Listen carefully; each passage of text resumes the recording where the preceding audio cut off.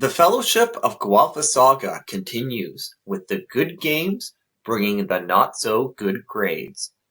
The good games is a mid-year check-in with the Lord of the Liberals to see who has behaved so far this year.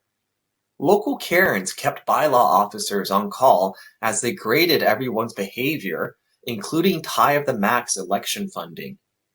The Toronto Region Board of Trade also joined the games by giving the Shire's bus system a near-failing grade at the protest of the mayor.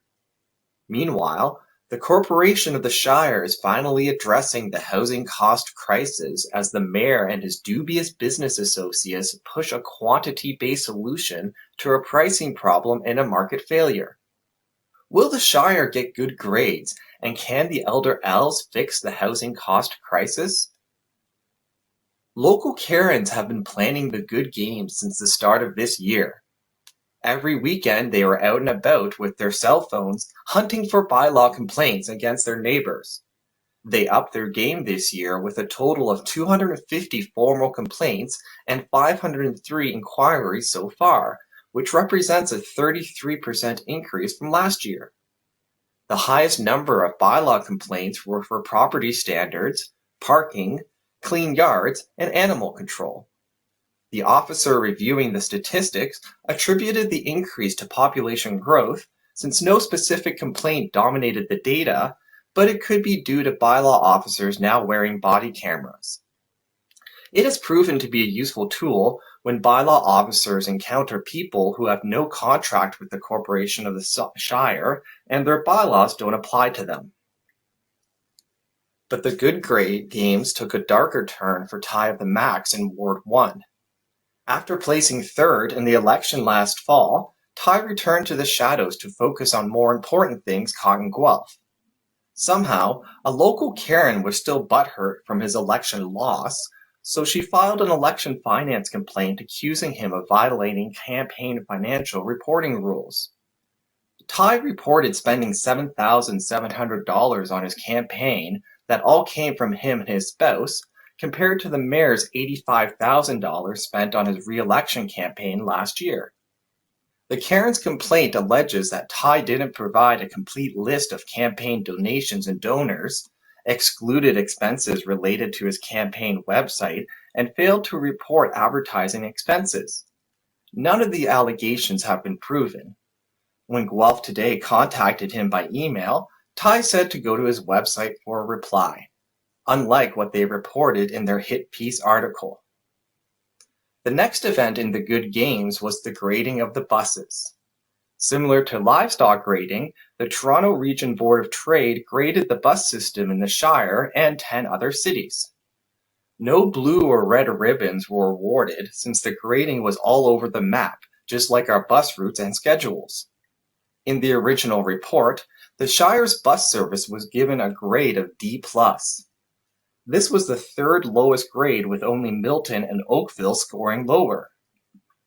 The mayor pouted at the low grade and blamed the Board of Trade for their lack of on-time rate data. He called it a hit piece that deliberately omitted the facts, data, and metrics. The mayor was correct about the report missing data, as the initial report didn't include reliability data for the Shire, which accounted for 35% of the grade. The Shire's buses are in fact 88% reliable, or 12% unreliable to be on time, so the Board of Trade updated their report. Even with the new data, the grade was only raised from a D+ to a C+. The mayor was hoping for a regrade to a B+, but he couldn't get that with the lack of 24-hour bus service, limited intercity connection, and transit service in the Shire decreasing 34% between 2010 and 2019. Back at the Council of Elders Chambers, the Sunshine Listers prepared for the final event with the housing cost crisis meeting this week. In what the mayor calls first of many drawn-out meetings, he has a 64-page slideshow ready for the live-streamed orientation and educational workshop. The meeting's goal is to encourage community members to contribute their thoughts and ideas on how to fix the Shire's housing cost crisis. They are looking for solutions to a pricing problem, when the corporation of the Shire doesn't have the tools to implement a direct pricing solution, such as a rent cap. They need to react soon before the budget decisions and student housing games return in the fall. Whereas the mayor and his dubious business associates have different aspirations. The mayor is being a good creature of the province by pushing a quantity-based solution to the pricing problem. His 64-page presentation praises the Lord of the Liberals Housing Accelerator Fund that is still working at building affordable housing at Grace Gardens. Affordable housing is a growing issue in the Shire, as those living in the most affordable places under the Hanwent Bridge are currently getting kicked out by the MTO. The mayor's presentation also fails to mention the two elephants in the room causing the market failure: immigration and foreign home ownership. BlackRock and Vanguard are monopolizing the housing market by buying up our neighborhood, while the Lord of the Liberals has opened the floodgates on immigration. With these two economic levers at full blast, any quantity-based solution will fail to fix the pricing problem due to the market failure.